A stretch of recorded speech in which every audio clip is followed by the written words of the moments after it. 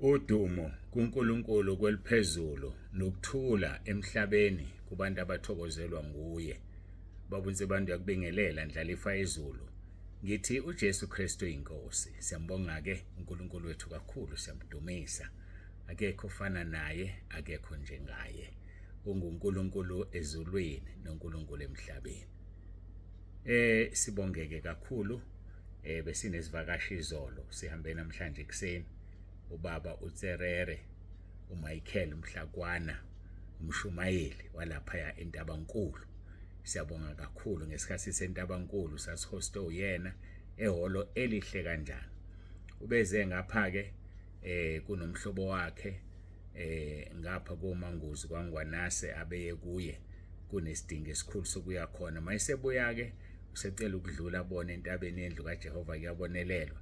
Ayisikuduze naye lapha endlini enkonzo simkhombisa nasesayithini entsha nala kulala khona abantu akakaze phela afike wajabula ngendlela emangalisayo. Siyambonga kuNkulunkulu. Uvuke ekseni ke wahamba uzoquba ke eThekwini, avukeke futhi aqhubekele eNtabankulu ekhaya. uNkulunkulu abe naye amgcine, ube isibusiso kakhulu empilweni yethu. Kwi-schedule yami exakeke ngendlela emangalisayo, ngizamile nokho ukumnikeza isikhathi naye seze wafika eqhamuka kude kangaka, kodwa nje bekunzima kakhulu. Kodwa siyambonga uNkulunkulu ngaye. Siyathokoza ungomunye wamadoda angene ekuqaleni lisanda ukuqala ikhaya lezwi. Mangingaphazami mangibala u750 onyaka oqala usuke khona lapho phakathi, futhi ungomunye ufaka abantu abaningi lapha eNtabankulu ekhaya lezwi. Siyambonga kuNkulunkulu ngaye. uNkulunkulu amgcine, amlondoloze, ambusise nomndeni wakhe wonke. Hayi ke angidluleke lapho, angidlule siqhubeke siye enkonzweni yethu yanamhlanje. Siyambonga uNkulunkulu, bayangena abantu abeze phasikeni. Siyajabula kakhulu noma belandela ngemuva ke ngomnikelo wesipheko. Iziningi inombolo eseziripothwe ngakimi zisencane kusikhwama, kodwa ke sithembile ukuthi uNkulunkulu uzonisiza nepha amandla nikwazi bafowethu, ngoba kakhulu sidinga ukubona nje makusekusela amasonto amabili ukuthi kahle sidinga inkomo ezingaki, sidinga inani. Okwamanje sesiqalile siyathenga kancane ngoba sikwazi ukuthenga kakhulu iphela imali entweni eyodwa, ngoba kakacaca abantu abezayo akakacaci. Kodwa ke siyamthemba uNkulunkulu kakhulu. Ngiyafisa kulonyaka baphele laba abantu abathi bazoza nayo imali, ngoba ukuza nemali izobe isiyenzana. Ungixoxele ngoba kuzobe sekuthengiwe, izobe isiyenzana mawufika nayo, ithumele ngesikhathi esifanele. Kodwa ke phela isimo masikuphoqa ngeke sisho lutho. Abantu banezimo ezingafani. Isimo masikuphoqa ngeke sisho lutho, kodwa siyafisa abanciphe abantu abeza nemali yesipheko ngelanga ley'nkonzo. Hayi ke niphile nje emakhaya, siyanithanda kakhulu, siyanithanda ngendlela emangalisayo. Siqhubeka nenkonzo yethu ke, intshumayelo yenkosi yethu uJesu Kristu yasentabeni. Madoda, intshumayelo yasentabeni. Ngenhlanhla enkulu sisebandleni lasentabeni. Kwavele kwahlangana. Kwavele kwahlangana, kodwa ke eyasentabeni lapho uJesu inkosi yethu eyishumayelela khona, akuyona intshumayelo yasentabeni ebandleni. Cha, kufana amagama nje, kodwa akusiyona leyo. Singakaqali ke sifunda uMathewu chapter 5 wethu, ngicela ukuguqa, ngithandaze, nginxuse, ngicele uNkulunkulu wethu nenkosi yethu uJesu Kristu babe kanye nathi ngomoya wabo ongcwele.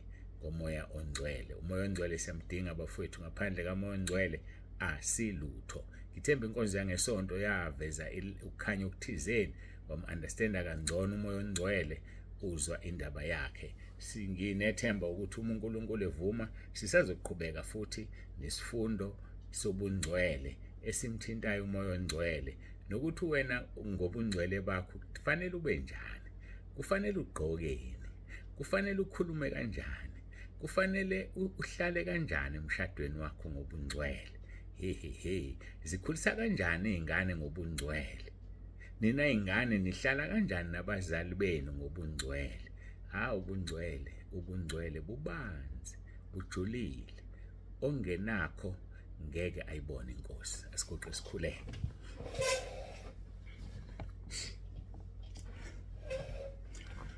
Baba wethu ongcwele, uNkulunkulu onomusa, siyathoba nangaso lesi sikhathi, sibonga uthando sithande ngalo, sinikele ukuphila kwethu kuwe, ukuba Nkosi usiphathe ngesakhe isandla esifudumele, ngoba masiphethe wena siphephile kuloklebe ongusathane, uklebe othatha abantwana bakho ayobafaka esihogweni. Sibiyele Nkosi usigcine njengenhlamvu yeso lakho, Amahubo 17 verse 8. Siyacela Nkosi uthumele ingelosi yakhe imisenxa zonke kithina ngoba siyakwesaba, Amahubo 34 verse 7. Yiba kanye nathi-ke ngomoya wakho ongcwele, uJesu Kristu inkosi. Amen.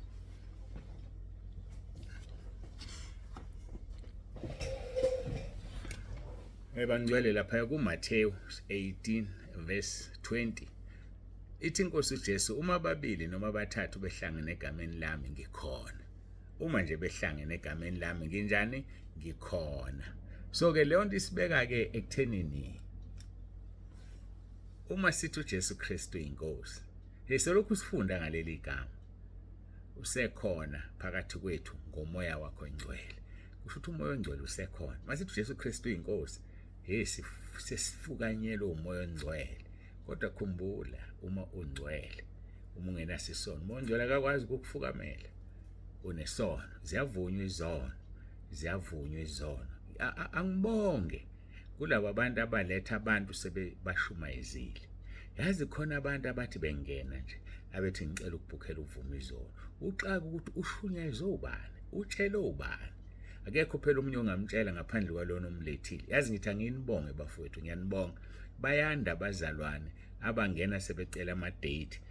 Ngithi ngimfake ekuseni ukubonga kwakhe, ngicela usuku lokuvuma izono. And azathi ucela usuku usezwithi kwenziwa kanjani, kuyabhukhwa. Bese kuba khona ade babakhona. Yazi ade babakhona babezobhukha namhlanje. Yabona ukuthi usathane inuku ukuthi umuntu ka2022 angazobhukha namhlanje ukuvuma izono. Ubenzani sonke lesikhathi? Kusho ukuthi ubengezwe. Bakithi usathane inuku. Ngiyanitshela mina bafowethu, sinabantu sinenombolo eziningi la, kodwa bambala bezwayo ukuthi kuthiwani benze. Very few. Ngiyasaba nje nokusho, ngiyasaba ukusho, kodwa bambalwa. Yazi ukuthi ake uzame ukuphikelela, sike sakhuluma ngokuphikelela lamasonto, uphikelela ukubalwa kulabo abambalwa. Awuthi-ke ngikuvezela imfihlakalo. Njengamanje singaphezulu ka-9,300 to be exact, more than 9,300. Ngiyathandaza, ngiyafisa ukuthi kusasa 26 siqede iminyaka emihlanu okungenani sibe sohlanganisile lo 400 ongaphandle, 9,400. Ngiyafisa, ngiyacela. Inkonzo sizoyihlela, ngeke isaba manje ngoba sihlulekile ukwenza u10,000. Ngeke isaba manje, kodwa ngiyamkhola uNkulunkulu sisazoyiba nayo kulonyaka, somemezela. Kodwa ngiyafisa ukuthi siqale ukumemezela usuhlangene u10,000. Sesibona senzani, siyapi. Okay, angibuye kuleli phuzu ebengilisho.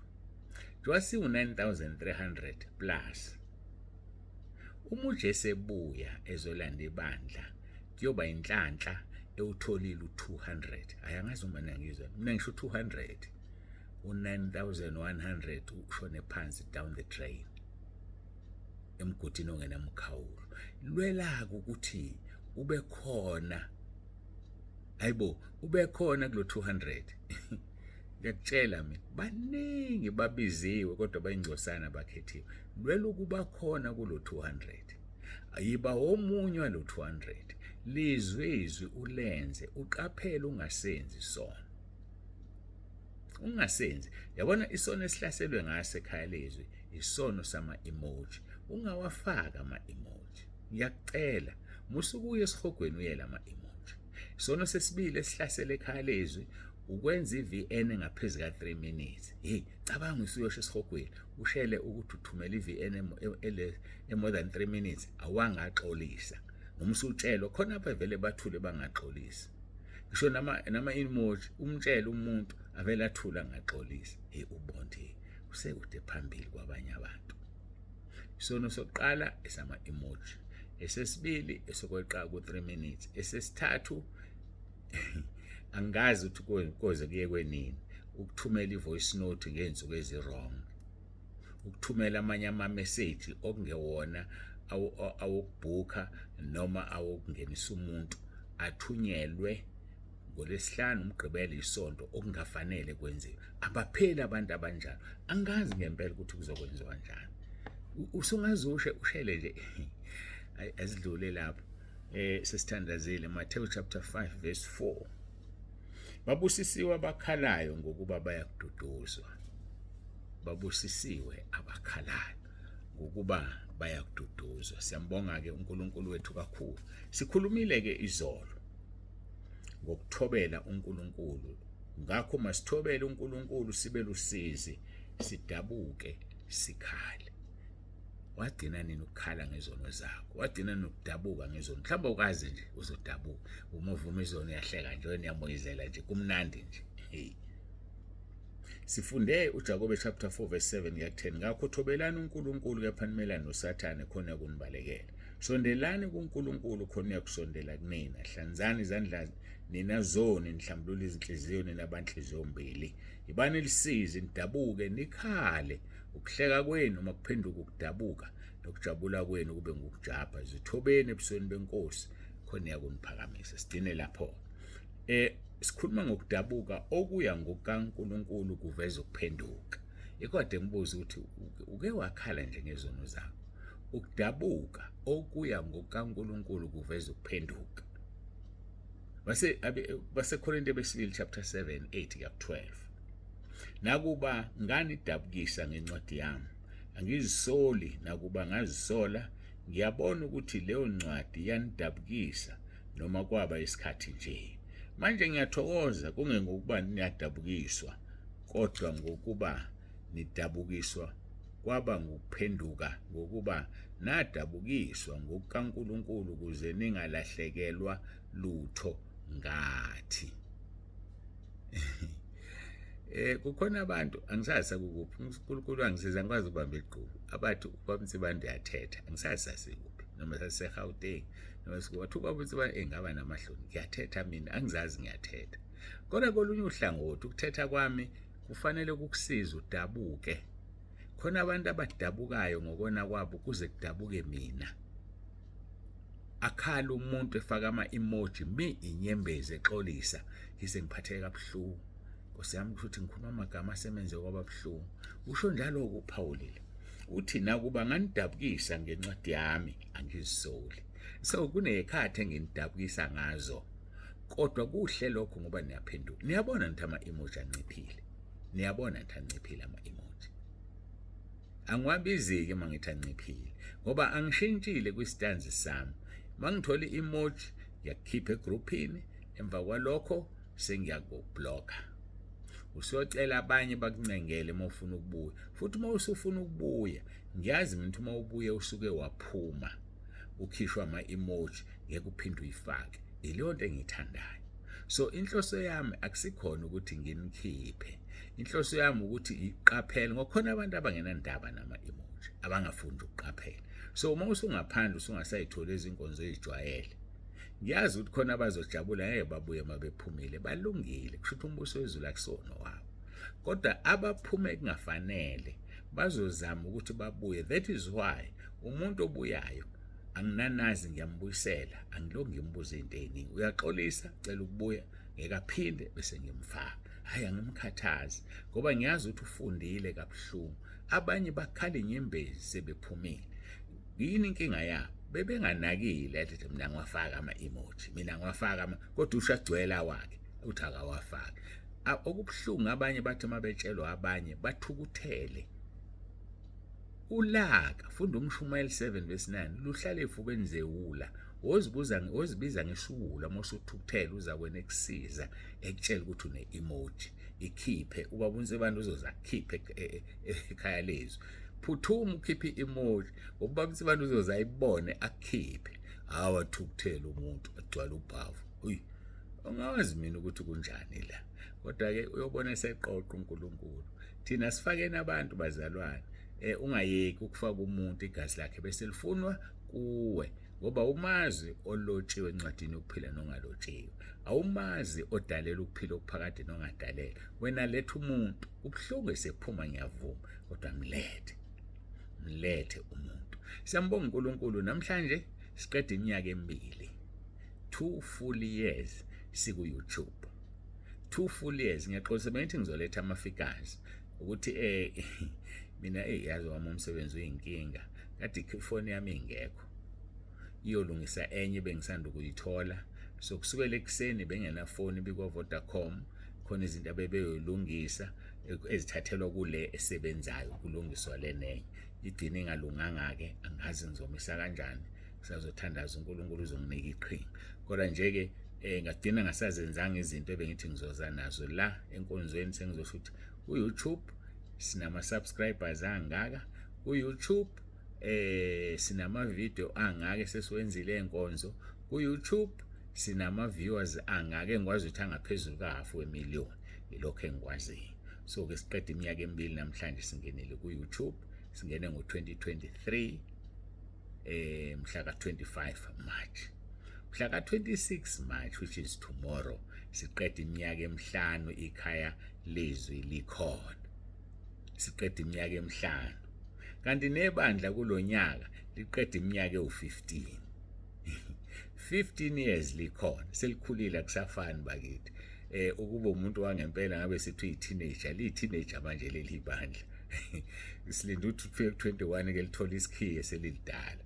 Hayi ke akunalo utholokho. uNkulunkulu wazi ukuthi liyofika lapho noma ngeke lifike, kodwa njengamanje lisesigabeni sobu-teenager leli bandla. Abazalwe kanye nalo bangama-teenagers already. Siyambonga uNkulunkulu wethu kakhulu. Okay, asiqhubeke. Besikhuluma la ngokudabuka. Dabuko kuya ngokaNkulunkulu kuveza ukuphenduka. Nakuba nganidabukisa ngencwadi yami ngizisoli, nakuba ngazisola ngiyabona ukuthi leyo ncwadi yanidabukisa noma kwaba isikhathi nje. Manje ngiyathokoza kungengokuba nadabukiswa, kodwa ngokuba nadabukiswa kwaba ngokuphenduka. Nayinto esemqoka, akusizi ukukhala udabuke bese ungaphenduki. Yile nto engise kuma-emoji ngoba kunabantu abangithintayo ngendlela abakhala ngayo. Uze ukuthi yakhala kayikhalisi, uyakhala ngempela ukuthi ukhishiwe ngenxa ukuthi ufake i-emoji. Engikwaziyo kodwa ukuthi uNkulunkulu uzobasiza bangaphinde banakile, bazizwile lesi sikhala sokungayitholi iy'nkonzo sebezijwayele. Ngiyababona laba abamute i-group, laba bangasalaleli, laba khona abantu lokubangena ngo-2023 abakaze bafakaze, abakaze becele umkhuleko, abakaze benze lutho. Ilokhu bathola nje inote ebamukelayo. Kokungcono ke-2020, 2021 abaleso sikhathi awukwazi ukuthola ku-blank, bayasebenza khona izinto abazenzile kuleso sikhathi. U-2023 angazi ukuthi unani, unabantu abalayikha lezi kodwa bangakaze benze lutho, amavila angempela. Kodwa kakulutho, namanje ngikhuluma kanjena nje kuzobathinta abecebo likaNkulunkulu badabuke. Uthi uPaul ke ngokuba nadabukiswa ngokukaNkulunkulu ukuze ningalahlekelwa lutho ngathi, verse 10, ngokuba ukudabuka okuya ngokukaNkulunkulu kuveza ukuphenduka. Angezisole ngakho umuntu kube ngokusindiswa, kepha ukudabuka okuya ngokwezwe kuveza ukufa. Okwakho ukudabuka kunjani? Kuya ngokwezwe kunjani okwakho ukudabuka? Ukudabuka okuya ngokaNkulunkulu kuveza ukuphenduka. Angezisole ngakho umuntu kube ngokusindiswa okuya ngokaNkulunkulu, kepha ukudabuka okuya ngokwezwe kuveza ukufa. Ngokuba bhekani, khona lokho kudabukiswa kwenu ngokaNkulunkulu kwaveza kini 1, ukukhuthala okungaka, 2, ukuziphendulela, 3, nokuthukuthela, 4, nokwesaba, 5, nokulangazela, 6, nokushiseka, 7, nokuphindisela. Kukho konke nazibonakalisa ukuthi nimhlophe kule ndaba. Ake ngibambe la. Kukhona izinto ofuna ngiyichaze la. Njengoba ngithi 1, 2, 3 ngizibala ukuthi ukudabuka okuya ngokaNkulunkulu kuvezani. Sekufanele sihlaziyeke la. Ukugcinwa inkosi kusasa uma sisaphila sizobuka uverse 11. Uverse 11 sibuke lezi zinto ezibalo uPaul abaseKorinte besibili chapter 7 verse 11. Baba uNzibande uthi asigoqe sikhuleke simbonge uNkulunkulu wethu.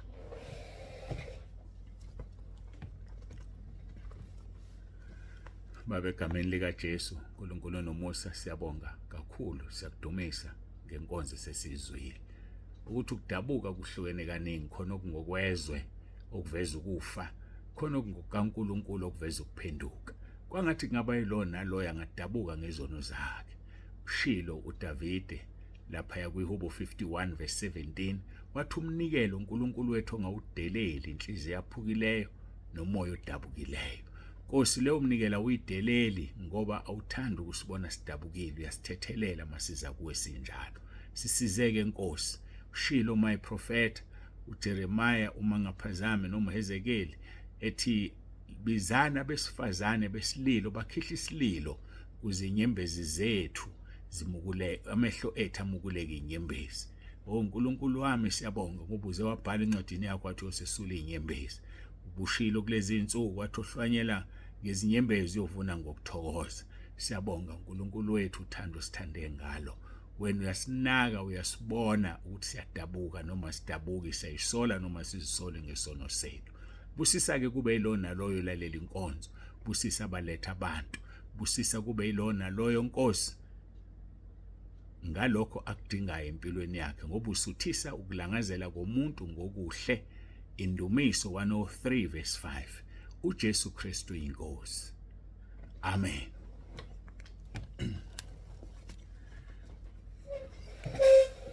Siyambonga ke, siyamdumisa uNkulunkulu wethu kakhulu. Baba uNzibande siyavalelisa uthi uJesu Kristu inkosi.